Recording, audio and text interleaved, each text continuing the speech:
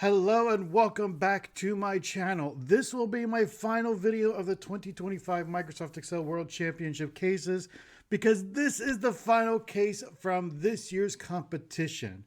It is called Origami and it's all based on the concept that we are folding up this sheet here with all of these numbers just like a sheet of paper.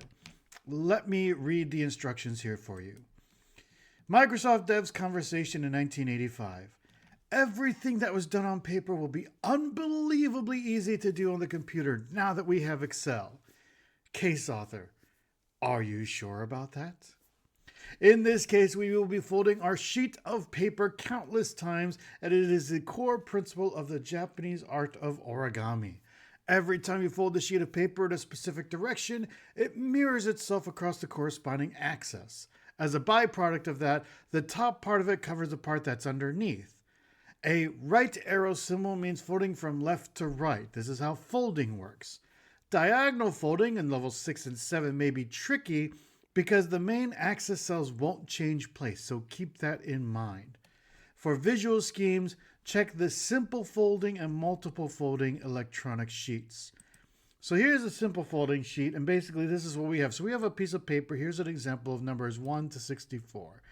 Here's what it looks like when it's folded upwards. Here's what it looks like when it's folded up and to the right, over to the right, and so on. And then when we get to the multiple folding steps, what's happened is here's an example. We're folding up to the right first. So this is the same as up to the right here. But then after we fold it up to the right, we're going to fold it down. And what's going to happen is that some of these numbers, like these numbers here, are actually going to show up in that row there because we're folding this whole thing down to that half, and so on. So it is a very tricky case. But before I get started, I do want to let you know that as you saw on the thumbnail of this video, this case is available for free from the Excel Esports website. So here I'm looking at the Excel Esports website. If you go to the shop button, you can search all the cases, and this case is listed for $0, meaning you can absolutely download it. You don't have to enter in any information. Try this case out on your own. It's also available on the Excel Esports platform. So you see here, this platform is accessible at play.excel-esports.com. And I went to the cases page where you could see several of these cases here are all available to free users. So you can sign up for this website for free, enter in a username and password. You will have access to these 10 cases, including the origami case, which I am going to try out here today. Now, you'll notice this origami case is listed as hard, and there are several other cases that are listed as easy or moderate, so you may want to give those a try first. But if you want to jump into the hard case, just like this one, feel free to follow along with me as I give this case a try on my video. Now, one quick note before we start, this case is a finals case and it is a 40-minute long case. So please don't expect me to try to solve it in 30 minutes because I'm probably not going to be able to. But let's go ahead and give it a try and see how long it could take for me to get to a full solve. Follow along with me as we begin playing, and here we go. All right, going down to level 1. Knowing the references for all 10 questions, we will be using them in the same piece of paper, see to the right. We're handling this piece of paper here. Based on the row column logic, what is the number for a given reference? Now, there's actually two ways you could solve this level. One way is that you could flatten this map out. So we could go address and we could go value. And for the address, we actually have addresses listed here. And for the value, we actually have values listed there.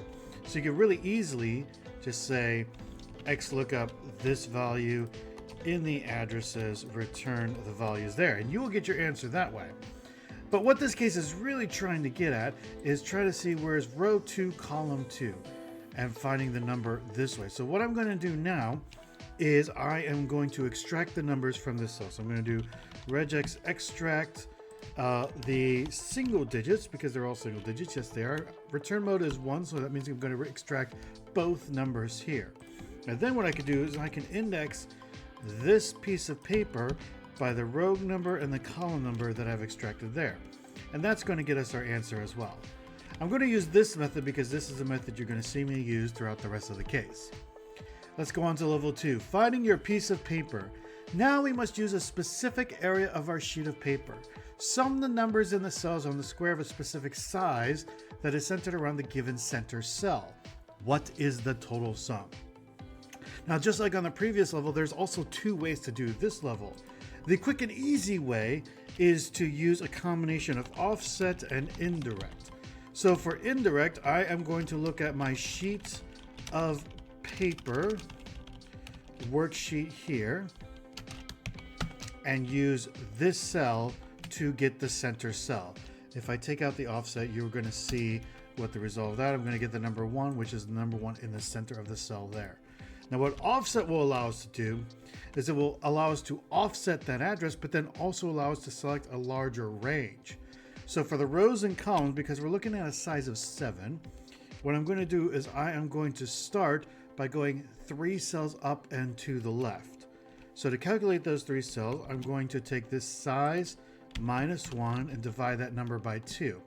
And you notice I put a negative number in there because I want to go up in rows. That means I need a negative value for that row offset. I'm going to use the same value for the column offset, and then for the height and width, I'm going to go with the 7 that's listed there.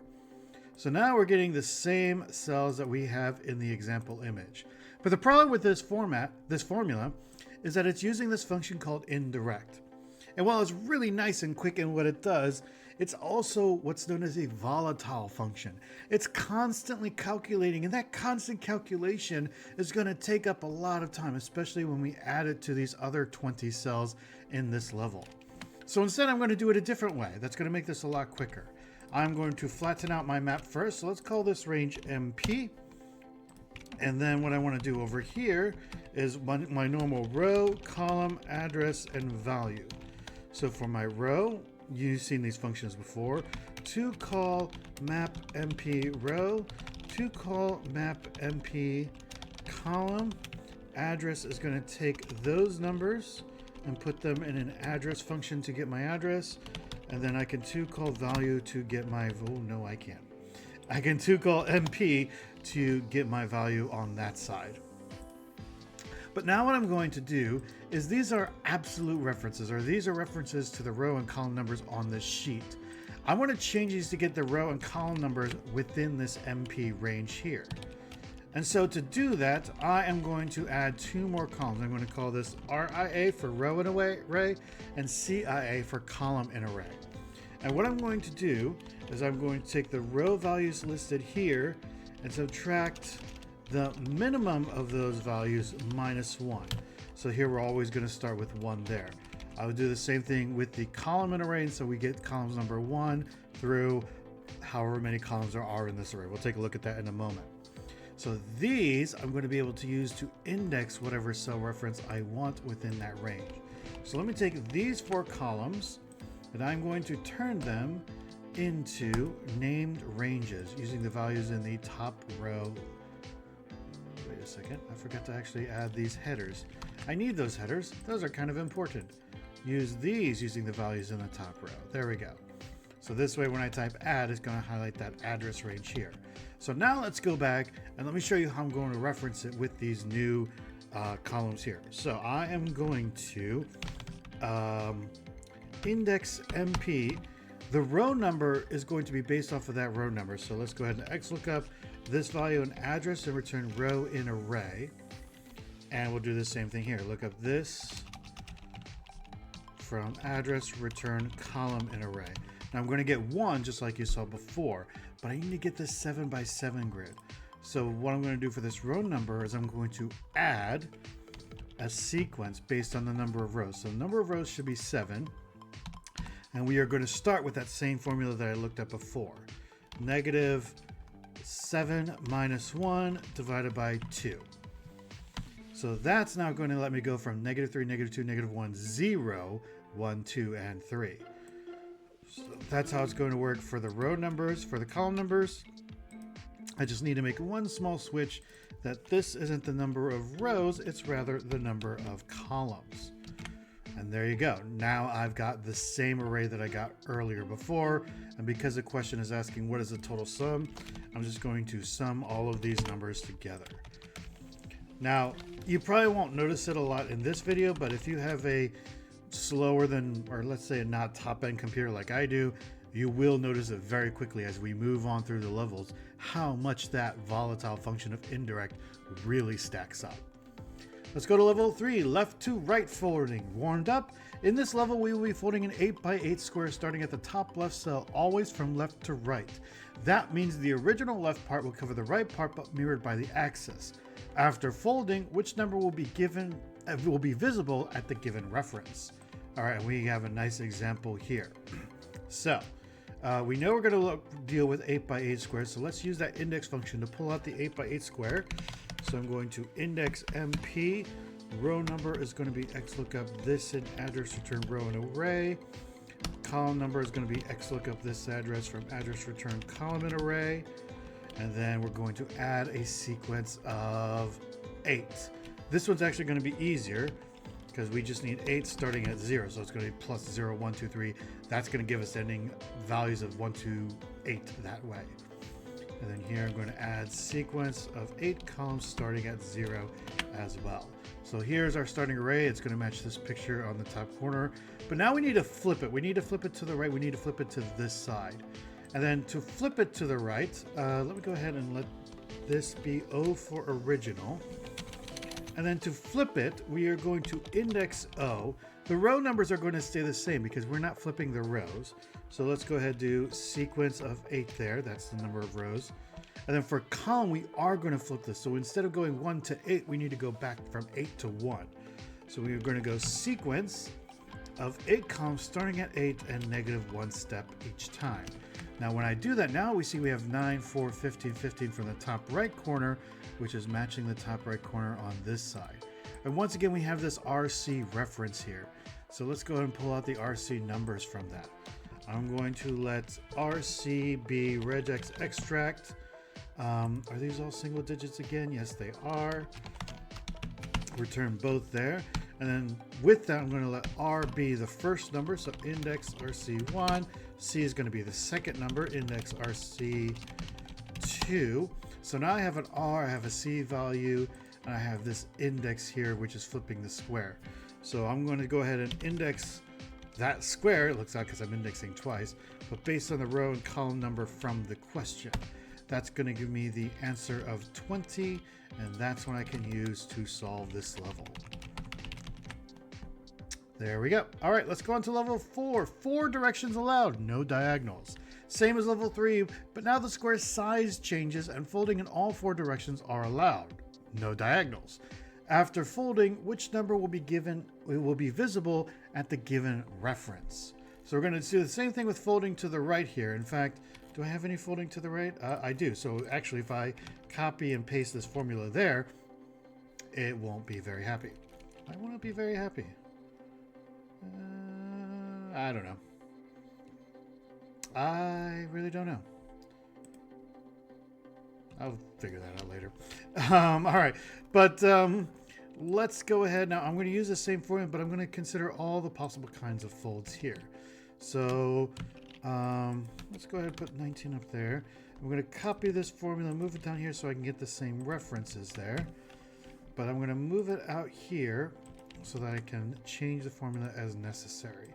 So let me change a few things here. Oh, right, because of the size. This one was all 8x8. This one has different sizes. So now let's consider these variables. So size is going to be that cell. And I'm going to let starting cell be another variable in there, so I don't have to constantly look at it. RC is going to be based off of this cell there. And let's go ahead and add direction, which is based off of this cell here. Now, O for original should probably say the same, except I'm going to change this to reference the starting cell, and this is going to reference, oh, oops, that's starting cell, that's ST. I should probably put SC for starting cell, that might be easier. This is referencing our new size, so I'm going to replace those with S. And then let's go ahead and let me cut this out because I'm going to use it later, but let's just check original, see if everything lines up. 7, 7, 15, 20. Yes, okay, original's lining up. Now let's figure out the flip. And in order to flip, we could either be flipping horizontally or flipping vertically. So let's do, this is horizontal first, so let's go ahead and do horizontal. So index O, row number is going to be sequence of S because they're going to be different sizes now. And the column number is going to be the reverse. Oh, actually, wait a second. I need to change this a little bit. I need to consider both arrows. So for row number, if or direction is, we're going to do horizontal first. So it's going to be one of these two. Let's go ahead and hard code those in. So if it's one of those two, that we are flipping the rows. Or no, we're keeping the rows the same. So we're going to do sequence of S for the size.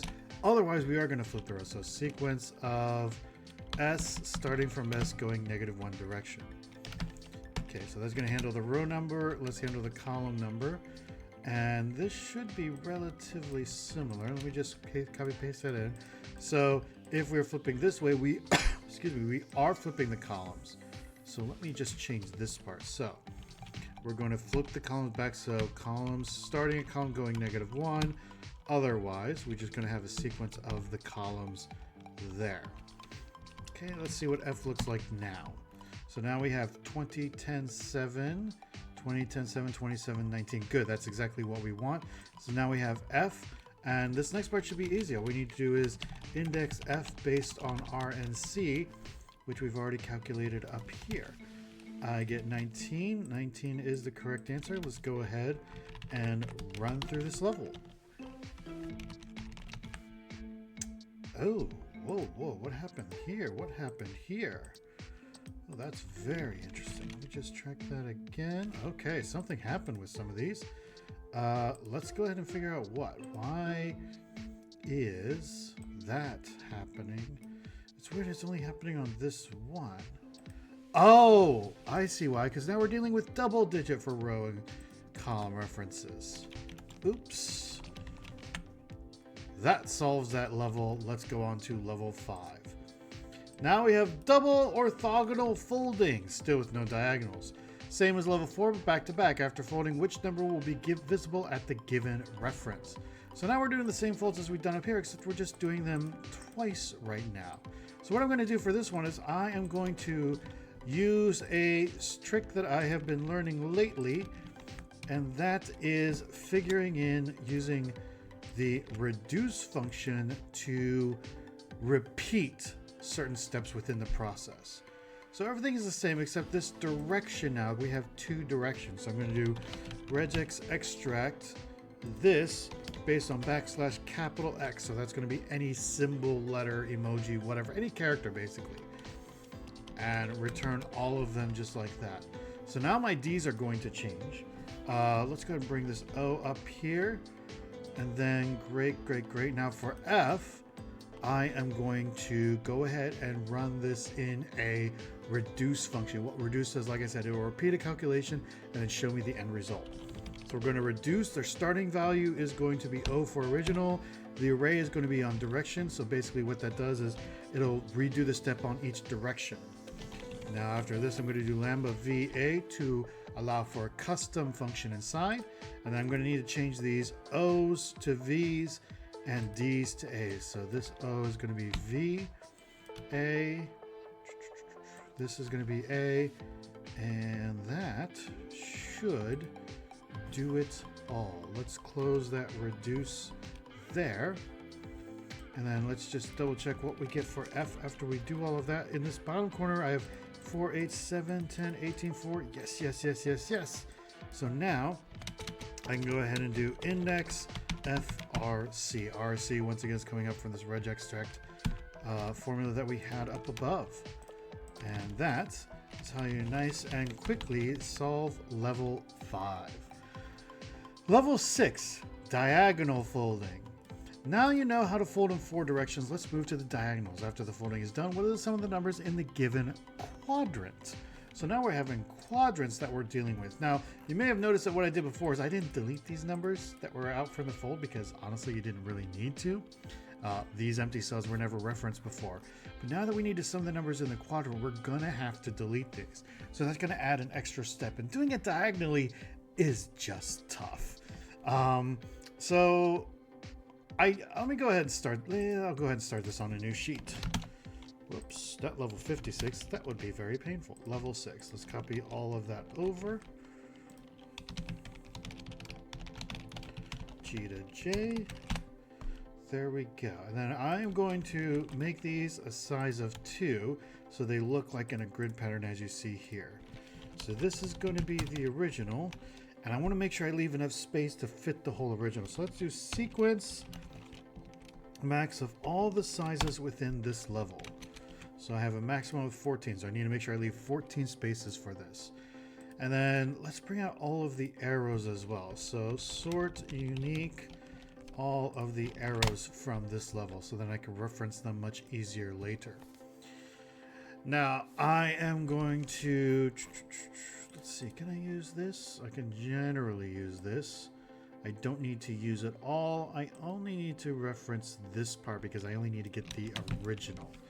So let's see what I need to change. So starting, or no, size is here, starting cell is here. RC, we don't need to figure out RC because we're not dealing with sizes, so we can get rid of all of that. The direction, there's only one direction, so we don't need regex extract, we just put that there. But we do need to figure in a quadrant, which is this one here. Now this O, I believe, should work just fine. So let's see what comes up when I get that O. Let's bring these example pictures in just so I can double check. Ooh, I have a very different number. I should be getting 4, 10, 6, 18. And you are not getting that. Let's double check. Am I pulling out the picture from the right level? No. Helps if I pull out the picture from the right level. There we go. 7, 7, 15, 7, 7, 15. Ah, thank goodness. All right, so that's the original. Let's get the folded one. I'm going to bring the folded one down here. Folded. And I know this actually worked out, but I'm just going to do that anyways. So we're going to let the original be this range here. Direction be that direction there. Now, okay, so here's going to be tough. We're going to, what we're going to do is we're going to decide how we're going to flip this first. So let's do flip first. We're going to switch based off of the direction there. So if the direction is this arrow, oh, actually no, let's not switch because index O if or arrow equals one of these two, this is actually representing the same flip. So I'm going to hard code these in, and then I can just handle that flip. And when it's flipping like this, basically what you are doing is you are simply reversing the row and column numbers. So for example, this purple number 4 here is in row 5, column 1. Over here, it's in column 1, row 5. So if I have those arrows, then what I need to do is we're doing the row number first. So we're going to do sequence of, oh, I need to get my size value in there. There we go. Sequence of sizes as columns because we're dealing with rows first. Otherwise, we're going to reverse it. So sequence S, S, -1. All right. And then we can figure out what to do for the columns based off of that as well. So if we have that, then we are going to do this based off of the row. So that is how we do that. All right, let's see how this looks. So I'm hoping to get 7, 5, 6, 14, 4, 20 on the top row. I don't have anything because, oh, I need to close out this if up here and add a new if down there for the row number. 7, 5, 6, 14, 4, 20. Good, I did get that flip correct. Excellent. So that's how we flip it. Next thing we need to do is figure out how to fold it. And what I mean by folding is how do we figure out which quarter to remove. Now that one I can use switch because that one's going to be different based on the 4 different arrows. So for fold, switch on the direction. If the direction is this, that means we are removing this area. So this is where the row and the column is the same. This is where the column is greater than the row. So we're going to have sequence of S is greater than sequence of S. This represents the column numbers. This represents the row numbers. All right, that's what you do if it's up and to the right. If it is down and to the left, then we could do the opposite. So sequence of S is greater than sequence of comma S. That's how we do for those two arrows. How do we do for the other two arrows? So if it is this one here, that means we only need to figure out this area. So this is row and column equals 7, 7, 7. This is row and column equals 8. So sequence S plus sequence of comma S is greater than S plus 1. S represents 6, S plus 1 represents 7. And then if we do it the other arrow, this one here, then it's going to be that is less than S plus 1. Now let's go ahead and check what fold comes out. Actually, let's turn these into numbers. All right, so that's keeping the top right corner. Excellent, excellent, excellent. So now I can do flip times fold, and that's going to give me an array just like we see in that image there. So now let's handle the quadrants. And I am going to do that over here. So I am going to sum this range times, if we're looking to the right of the middle. So, oh wait, we need to do this cell equals this or that. You didn't want to do that, did you? Fine. If it equals this or that, then we need to figure out whether the column number, which is the size there, is greater than size divided by 2. Actually, yeah, let's go ahead and put these in. Let's S be that, D be that, Q be that. There we go. And then what we're going to do is we're going to sum that. This range stays the same. This is going to be the direction, size, size. Okay, there we go. If it is not, then we're going to let the columns be less than or equal to S divided by 2. Okay, now we got that in. We need to, so that is handling left and right. Let's handle up and down. Or D equals one of these two arrows, which is looking downwards. Then the row number is going to be greater than S divided by 2. Otherwise, the row number is going to be less than or equal to S divided by 2. And I just realized that there is no way for me to check within the steps. There probably is, but I don't know how to do it. Do I get 87? I get an error. Oh, because I have a comma here. I don't need a comma here because I'm multiplying these two together. I get 102. That's not good. That's not good. What should this be? This should be 87. That means one of these is wrong. And let's see here. All right, wait, I got 102, right? Do any of these corners equal 102? The top right corner equals 102, meaning this one is wrong. But is it? Is it? They're all pointing down. So, for example, sequence of 6, we need to get 4, 5, and 6. So that should be correct. Okay, what did you do, Ben? What did you do? I am not basing it off of the quadrant. That's what I did. There we go. All right, let's bring that. Not there. Here. There we go. All right, all green arrows, all checks out. Let's go ahead to level 7. Very hard, triple omnidirectional folding.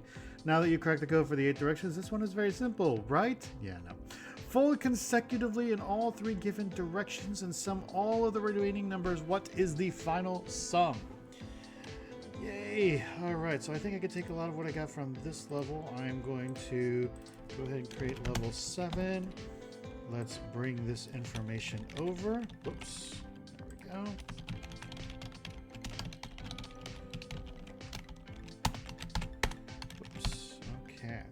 I think level 6 you started model in column L, right? So I'm going to do the same thing. Let's start the model in column L. Bring that back to 2. So if I did that correctly, this is starting on row 20. Where's this starting? Row 20 is there. Okay, good. That didn't work. That's okay. Oh, it started 2 rows up. What if I go 2 rows up? Ooh. did work. I don't need to worry about the quadrant anymore. There we go. Let's double check that with the example image that we have. 12, 8, 19. Yes, okay, good. So that's the original. We got the original. Excellent. Let me bring about all the directions. So to call reg x extract. There we go. So there's all the arrows one by one. And ooh, we're dealing with all 8 arrows now, aren't we? All right, so we're going to bring these arrows out and sort unique all of the one directional arrows there. Okay, that didn't copy all the arrows. Don't know why. Let's try that again. Oh, interesting. Okay, well then I'll do it manually. All right, there's all 8 of our arrows. Okay. So now this is going to be fun. This is going to be very fun. It's only going to 14. Oh, I should probably check that as well. Level 7. Oh, also 14. Is that level 7? I thought that was level 6. I need level 7. That should be these ones here. Oh, 18. And that's why you check these things. All right, so there's the original. Let's go ahead and bring this in. But I'm going to have to change quite a bit. So this is going to be this range up here. This is probably referencing errors. So size is 6. O is original. So that should be that range there. Whoa. This range here. And D for direction, we're going to worry about this direction up here. So I'm going to lock these two. I don't need to calculate the original because the original is already there. Right. So I need to add, this is all the diagonal turns. I need to add all of the single way turns. Right. So horizontal and vertical, that's what I need to add.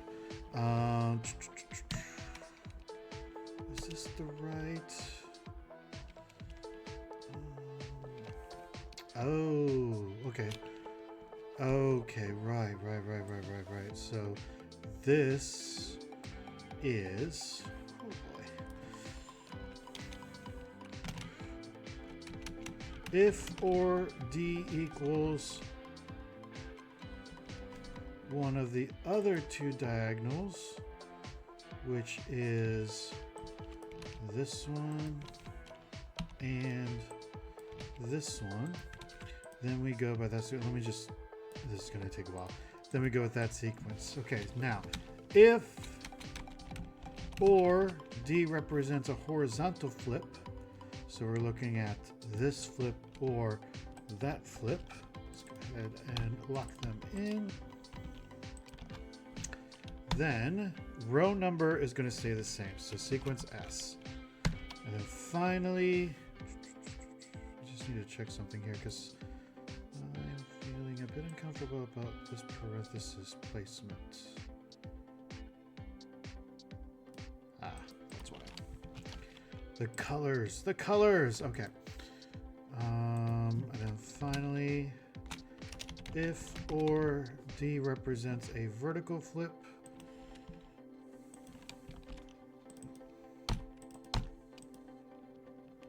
why are my colors off again? Because I did that again. Way to go, Ben. Okay. If that represents a vertical flip, then I'm going to reverse the row number. So sequence S, S, -1. Okay. And then we're going to close off all of our if statements all the way to the purple one. There we go. That handles all the rows. Now we got to handle all the columns. Okay. Great. So that's handling, if that goes this direction, we need to add this one for the other 2 diagonals, which that's handling there. Now we need to handle the one direction. If or, we're going to do, actually I could probably copy this. So if we're handling a horizontal flip, then the column number is going to reverse.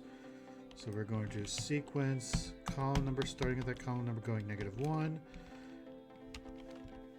If we're doing a vertical flip, then the column number will not change.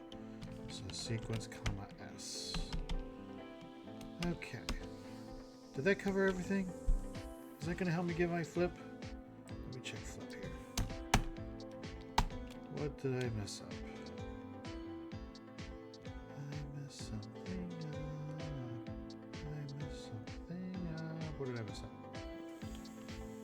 I have a comma problem somewhere in this formula. So, name for is there. No, that's calculation.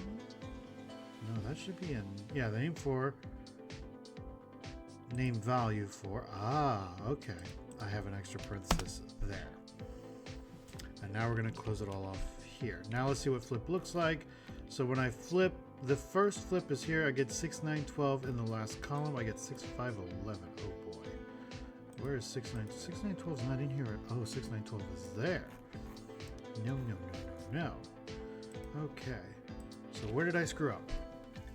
Where did I screw up? Okay, so this should be this down arrow flip, which should be that one, which I have the wrong arrow. That's where I screwed up. Let's bring this arrow into there. That means I'm going to also get screwed up there too, aren't I? 6, 9, 12. Okay, that's there. Okay, so we got the flip. Now let's get the fold. Okay, so actually these folds, this is the diagonal folds. That should be fine. We need to add in the non-diagonal folds. Orthogonal folds, I think is what it's called. So if it is this one, then sequence of S is less than or equal to S divided by 2. Yep. If it is a downward fold, then sequence of S is greater than S divided by 2. If it is a leftward fold, then sequence of comma S is less than or equal to S divided by 2. And if it's a rightward fold, then sequence of S is greater than S divided by 2. All right. So now let's see what happens when I do flip times fold. I get another error. Ooh, it's going to highlight the whole thing, which means it's going to make it very hard for me to find. What was the error? There's a problem with this formula. Thanks, Excel. You're the best. Probably because I didn't close out this switch. I did close out this switch. Let's see what happens if I turn this into 1. Okay, that works. So there's a problem with this switch statement, and I bet the problem is right here. Have I ever mentioned how Excel is so useful with its error messages? I think they're fixing that. I don't know. I don't have the latest version. Okay, so we see that the top right is turned into zeros. That is correct. That is exactly what I want to do for this first fold. Now let's get the second fold. I'm going to copy that in here again. This is going to turn into fold 2. And that is slightly worrying. We should be, okay, so we should be folding to the right. There should be that here. So row number stays the same. Column number reverses. That's correct. What do I have for that? Sequence of S is greater than this one. Yeah. Yeah, okay, so let's see what happens if I just get flip here first. Let's see what happens if I actually delete the fold and get flip here first. So at top I get 12, 8, 19, 12, 9, 6. Okay, on the right, oh, I can't see what's on the right. Oh, right, I think I know why. This is very tricky. If flip equals 0, go back to the original. Otherwise, flip times fold. getting there. 6, 9, 12. Okay, yeah, but let me try this. Is full to 0? Nope, nope, nope, nope, nope. I need to figure this out. I always have trouble with this one because basically what I need to do is this flip is 0. So then we really shouldn't consider it. We should go back to the original, right? Flipping over there is 0. These do flip. So we need to put these numbers into the respective positions there. But they're not flipping over to the respective positions there. So this should say 4, 18, 13. Oh, I know why. I forgot to do that. There we go. Now that is folding over properly. So the second fold is complete. I should be able to do the same thing for the third fold. Remember, Ben, fix the arrow. Fix the arrow there.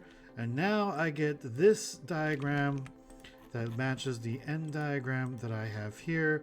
So when I sum all of these numbers in the third fold, let me just move that back up. We get 127, which matches the answer there. Let's go ahead and copy all of these question numbers over. Click on the right cell. And that answers level 7. Excellent. All right, let's go ahead and take a look at the bonuses. Bonus 1. What is the sum of the main diagonal top left to bottom right in this sheet of paper? All right, so I look over to the sheet of paper and I see that the first cell is in B4. And that is the row number is 2 larger than the B column. So what I could do here is I'm going to sum everything in the MP is what I call it, not paper, where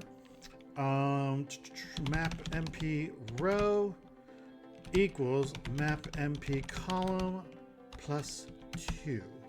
I need to, because this is a condition, I need to put in its own set of parentheses. That will then give me the answer to bonus 1. Bonus 2.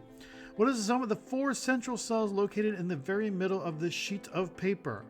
All right, well, let's see how big this sheet of paper actually is. I go over here, I see one row by 256 columns, and I bet this is 256 rows high. Good, okay.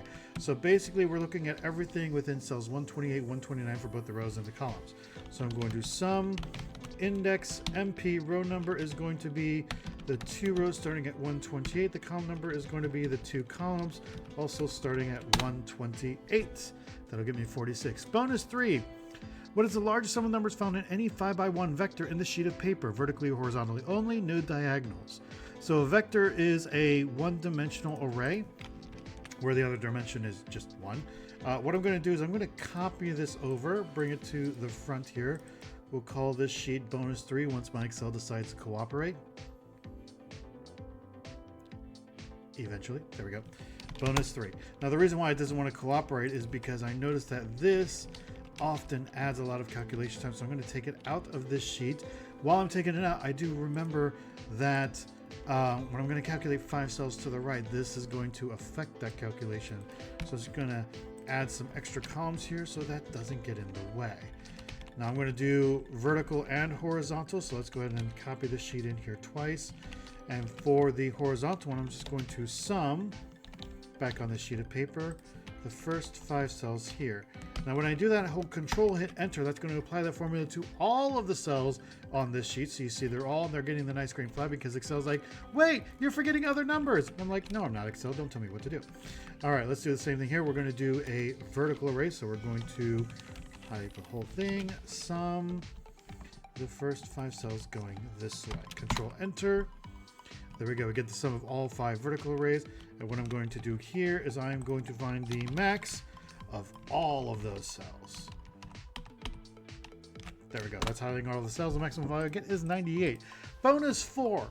Always folding from left to right and considering that each fold reduces the size of the visible cells by half. Wait a second. Was that intentional? I don't know, but I'm going to do it anyways. What is the sum of the visible cells when the sheet of paper reaches a width of 4 columns? So basically what this means is I need to keep folding until I only have 4 columns left. So I start with 256 columns. When I fold that in half, I get 128. How many folds is it going to take to get to 4? There it is. 1, 2, 3, 4, 5, 6 folds to get to 4. So I'm going to fold this paper 6 times. Now what I'm going to do is I'm going to reduce MP, and I'm going to do a sequence of 6. That's going to represent my 6 folds, but I'm actually going to use this within the formula. Watch this. Lambda V A, and I'm going to just do the horizontal fold, keeping the values on the right side. So index V, where the row number is going to stay the same, so sequence rows V, and the column numbers are going to reverse. So I'm going to do sequence columns V, starting at columns V. Yep, that's right. I had to think about that for a minute. And going -1 all the way around. So that's going to flip it, but then we also need to remove the second half. So I'm going to take that array. Oh, wait a second. No. This take goes out to here. There we go. Take that array. I'm going to leave all of the rows, but I'm going to only take the second half of the column. So negative columns V divided by 2. Now, doing that will let me redo it until I get an array of only 4 columns and 256 rows. Yes, I do. I can sum all of those numbers together, and I get 10,584 for bonus 4. Finally, bonus 5. What is the center cell of the only 3x3 square that contains all 1 to 9 numbers in the sheet of paper? All right, so let's go ahead and copy this again. I'm going to use this one final time for this bonus 5. Calculations are making Excel go slow. That's the only problem with flattening the map, or at least, I don't know, maybe 256 times 256 is a giant number of calculations that I can't think of at the moment. So let's go ahead and remove all of these. And then basically what I want to do is I want to see whether the cells around it are all the numbers between 1 and 9. So let me think of how to do this. Let's just start with count if all the cells around you. So these 9 cells are a sequence of 1 to 9. What that's going to do is for each of the cells around it, it's going to give me a 1 or a 0. So what I'm going to do is I'm going to by row sum. So if I get all the cells 1 to 9, then all the rows then are going to add up to the number of 1, right? And I want to find out if that's true. So I'm going to and all of that equals to 1. And finally, because these cells are so small, let me just go ahead and turn them all into numbers by, ooh, wait a second. My parentheses are off. That should close here. This should close there. And should close there. And that should close the whole thing. I think I got the parentheses right. Let's find out how bad I screwed this up. You enter too few arguments for this function. Well, where did I enter too few arguments? Right. That needs to close here. Try again. Filling cells, 25%. Okay, filled all the cells. So now we got a whole bunch of zeros, which is what we're looking for. We need to find the 1 in that whole bunch of zeros. So I'm going to look for 1 and all the values. I find 1, 1. It's in this cell K34. I am going to answer that for this bonus. And that is how you solve the finals case in the Microsoft Excel World Championship. Now, perfectionist me would probably say, Ben, you recorded this video in 44 minutes, and you said this case should only take 40. And that is correct. But I don't want to go and do this again. I don't want to keep trying and trying and trying. I'm also trying to take the time to explain things to you, so that's going to take a lot of time. Honestly, levels 1 and 2, I think I took 5 minutes to get through those, when really, if I did them without explaining, it probably would only take 1 or 2. So there's 4 minutes right there. All right. Well, that was very fun. And I would say not as challenging as Origami, but still challenging nonetheless. Especially when you got to these diagonal ones, you had to really think in your mind how to picture the diagonals when you're doing these functions. I know I spent quite a few hours thinking about how to do the index function correctly referencing the number of rows and number of columns respectively, how to delete the 1/4, or I guess diagonal half from the cell. So that could take you a while to kind of think through. But all cases from Klinsmann are very fun. I love how he adds these images into the directions, because that, as you saw through this video, that really helped me like set checkpoints for myself. How many times did I go back and see, okay, do my numbers match the numbers up here? Yes, I do. Okay, let's keep going. So big props on that. Thank you so much, Klinsman, for this case. Thank you so much, the Excel Esports team, for a wonderful season. This is fun. This is always a very fun competition. And I do encourage you, if you like Excel, if you like challenges, if you like problem solving, give this a shot. Check out the links in the description. Take a look at the Excel Esports website, and maybe you will become the next Microsoft Excel World Champion. Thanks so much for watching this video. Probably the last one for the season for me, but the new season is coming up soon. When those cases come out, those solves will come out. I'll see you then. It's the Excel